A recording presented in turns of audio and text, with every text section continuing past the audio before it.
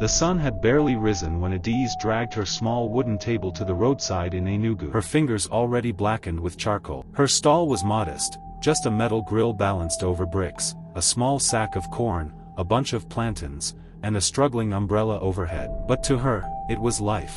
At 29, she had learned that survival wasn't loud. It was quiet, daily, gritty. She sold roasted corn and boli to passing schoolchildren, Okada men, and market women who never remembered her name. Once, she had dreams of owning a restaurant, maybe even traveling. But that was before the man she married ran off when she got pregnant, and long before news came that he had died in a road accident without ever meeting their child. Her own family had treated her like an outcast, muttering about curses and shame. Since then, she had learned to rely on no one but herself and God. Yet somehow, despite it all, Adaeze smiled. She always had a warm greeting for strangers, a soft voice that calmed even the rudest customer. People often wondered how someone who looked so worn could still laugh like that.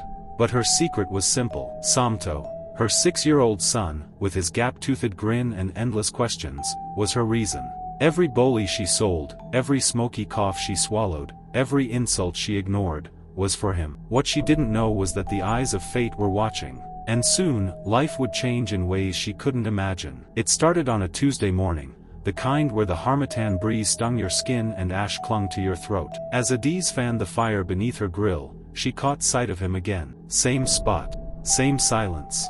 A frail old man with a dusty beard, hunched on a faded mat near the gutter. His wrapper was torn in places, exposing bony knees.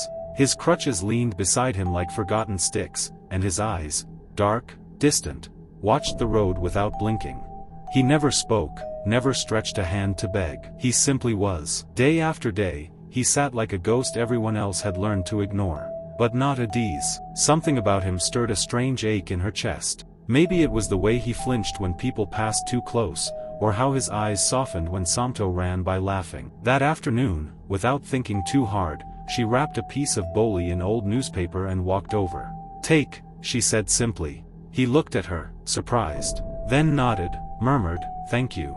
The next day, she did it again. And the next. Soon, the whispers began. "See this Adaeze feeding a cripple as if he's her brother. Now that one go bless you. A whole roasted corn. She's just looking for attention." But she didn't care. If anything, their mockery made her firmer. The man hadn't asked, he had simply been there, and that was enough. She didn't know his story, but something told her, this man wasn't as invisible as he seemed. As the months rolled by, the strange rhythm between Adaeze and the old beggar settled into something unspoken but steady. He was always there before she arrived, waiting quietly with his crutches by his side, watching the world move around him like a forgotten statue. But when she appeared, he would look up, just slightly, and offer her a soft smile. It was the kind that said, "I see you," without words. Adaeze, in return, would nod and pass him his usual wrap of corn or plantain without a fuss.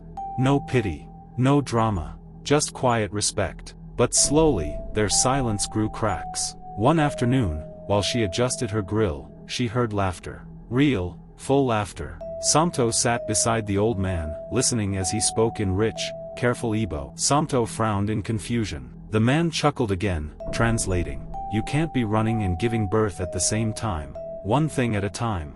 Adaeze watched them from her stall, stunned. The beggar, Papa Ifani, as he now called himself, was teaching her son things even she didn't know. Sometimes he'd place his hand on her shoulder as she passed and say, "Blessings will find you."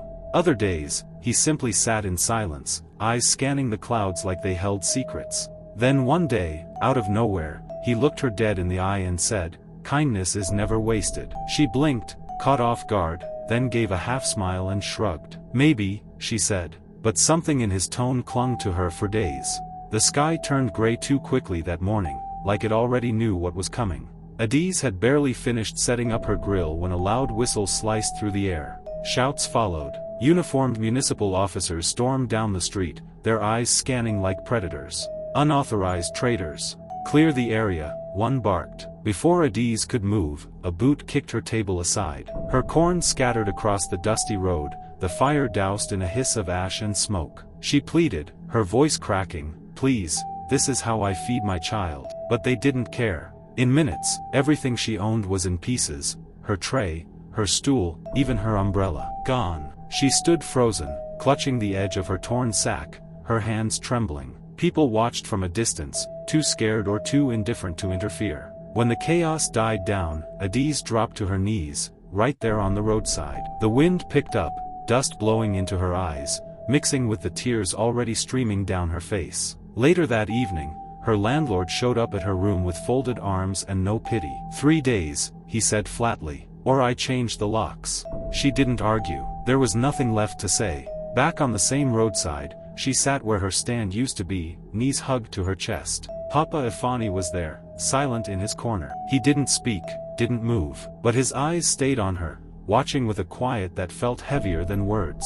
The next morning, just as Adaeze was passing the empty patch of road where her stall once stood, a black SUV rolled to a slow stop beside the gutter. It was spotless, gleaming like something out of a dream. She froze, eyes narrowing as the door opened and a man in a navy suit stepped out. He looked out of place in the dust-stained street, polished shoes, clean-shaven jaw, a leather folder in hand. He glanced around, then walked directly to Papa Ifani, who sat calmly in his usual spot. The beggar didn't look surprised. In fact, he greeted the man with a knowing nod. Adaeze watched from across the road, her pulse rising. Something about the exchange didn't sit right. The suited man bent low, whispered something, and handed Papa Ifani a sealed envelope. Adaeze could barely see, but she caught a flicker of emotion cross the old man's face: nostalgia, relief, gratitude. Then, for the first time in months, he smiled. A real, full smile that reached his tired eyes. The SUV pulled away just as silently as it came, leaving a strange stillness behind. Adaeze wanted to ask what had just happened, but something told her not to. Instead, she watched as Papa Ifani folded the envelope and tucked it inside his wrapper.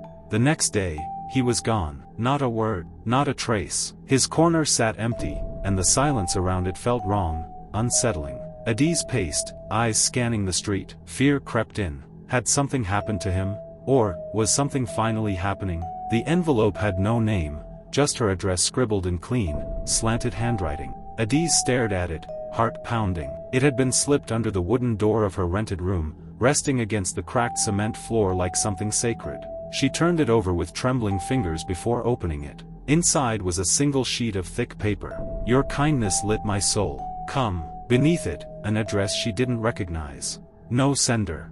No explanation. She reread the note at least 5 times, her mind racing. Was it a prank? A trap? A mistake?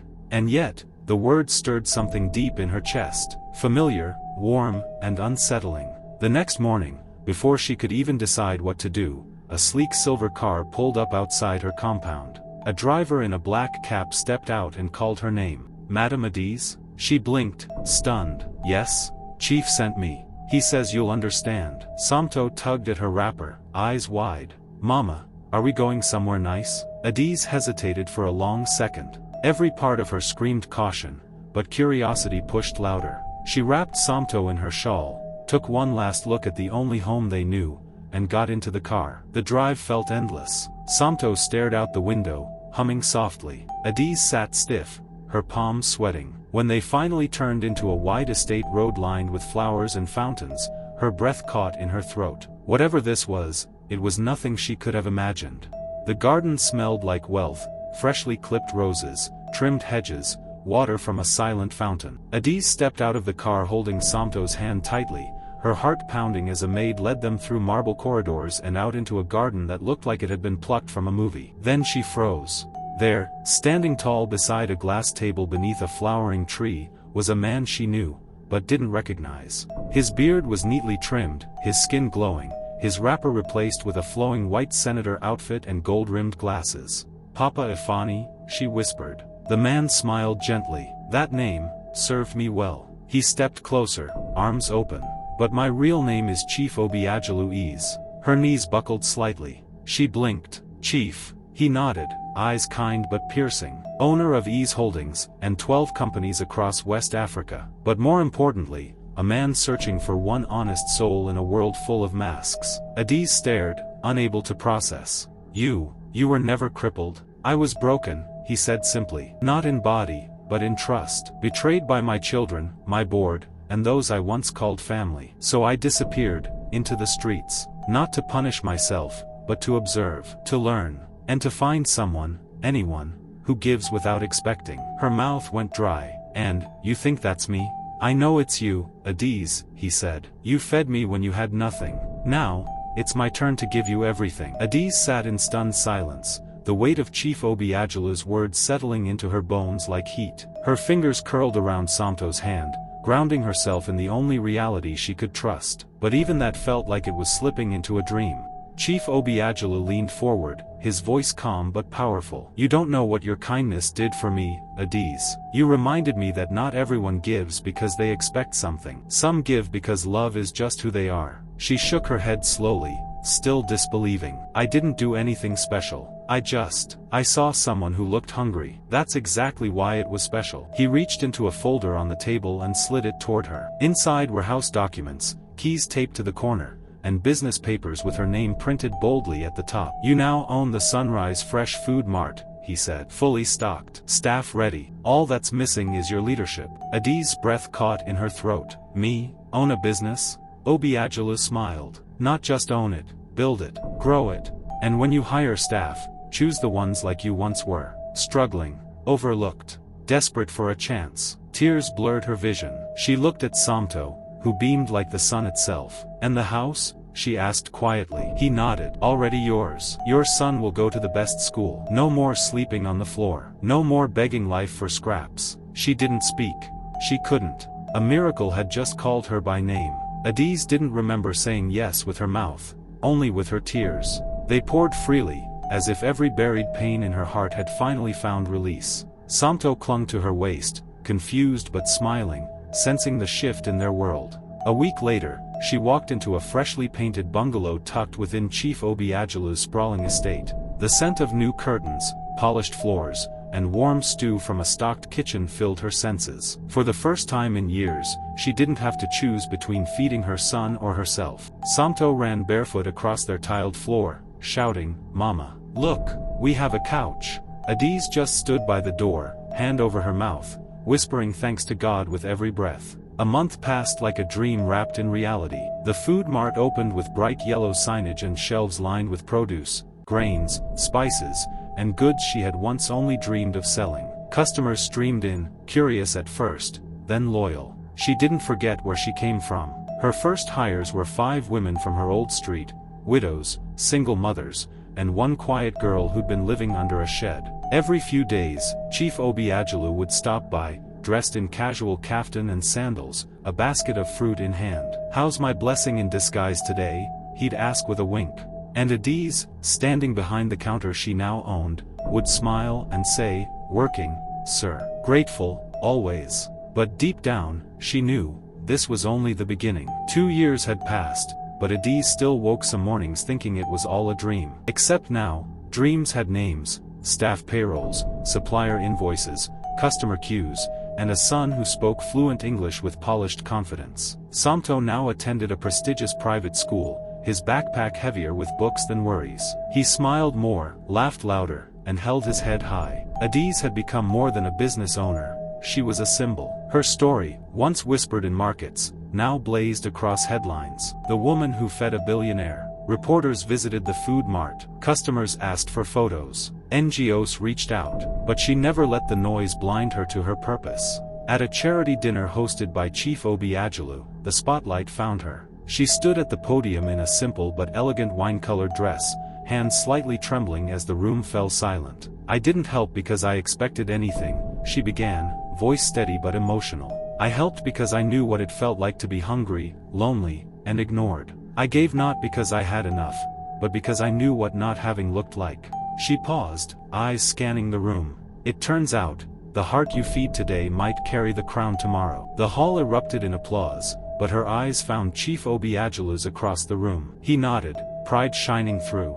Because in that moment, the world didn't just see a woman who gave, they saw the miracle that giving can create. Moral lesson. True kindness asks for nothing but gives everything. And sometimes, it changes not just lives, but destinies. If you enjoyed this story, please don't forget to subscribe to my channel for more compelling and unforgettable stories. Your support helps us keep sharing powerful narratives that matter. Thank you.